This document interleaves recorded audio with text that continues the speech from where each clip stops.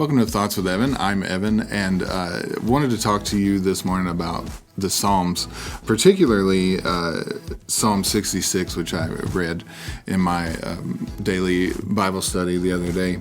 I've always liked the Psalms. I tell the young adults I like them because it shows me that I can whine to God, and that's okay. This psalm in particular is a good example of that.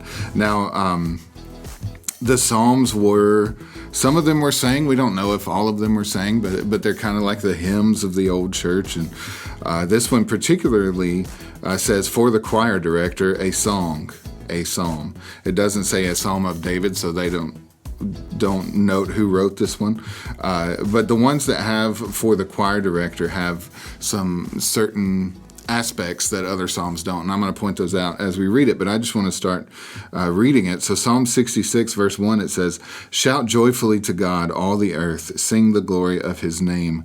Make his praise glorious. Say to God, how awesome are your works. Because of the greatness of your power, your enemies will give feigned obedience to you.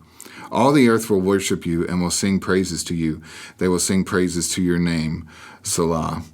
So that word Selah is the first aspect that I wanted to bring out for Psalms for the choir director. Now, that's a Hebrew word, but no one really knows the actual translation of that word. It's could mean several different things, but they all kind of agree that it's a pause, or it's a rest you would find in music if you know anything about reading music. It's saying, take a moment and think about what you just read. Pause here. Don't just keep reading really fast. Just take a moment and think about what you just sang, what you just read. So I really like the Selahs, take a moment. When you see Selah, take a moment and review what you just read. So right there, the psalmist was talking about shouting joyfully.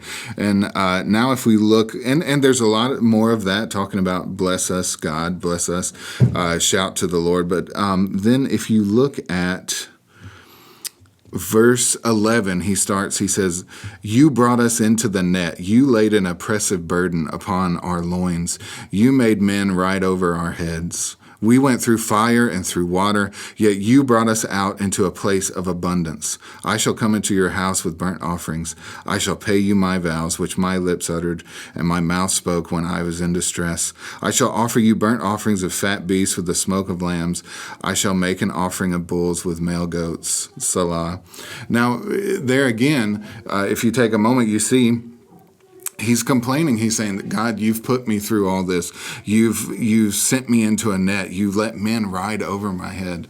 And that's like, there are instances in life where things happen and you want to say, why me, Lord? And that's okay. It's okay to say, why me, Lord? But it's not okay to live like that's your personality, like everything is against you all the time. Because if we look at the very next thing after we take a rest, he says, verse 16, come and hear all who fear God, and I will tell of what he has done for my soul. I cried to him with my mouth, and he was extolled in my tongue. If I regard wickedness in my heart, the Lord will not hear, but certainly God has heard. He has given heed to the voice of my prayer. Blessed be God, who has not turned away my prayer, nor his loving kindness from me. So the psalmist, he took a moment to say, why me, Lord? But then he remembered that the Lord heard his prayer. He remembered that God is blessed, that God should be glorified. And so it's okay to take those moments. It's okay to feel that. It's okay to talk to God about that. But then you've got to remember who God is. And you turn from that, and you don't live your life in the why me, Lord, but you live it where God is blessed, where God hears your prayers. And remember that. It's just something I wanted to share with you today. If God spoke to you at all in that, please like it and share it with someone else. Comment what God showed you, and so other people can see. And I love you all. Hope to see you soon.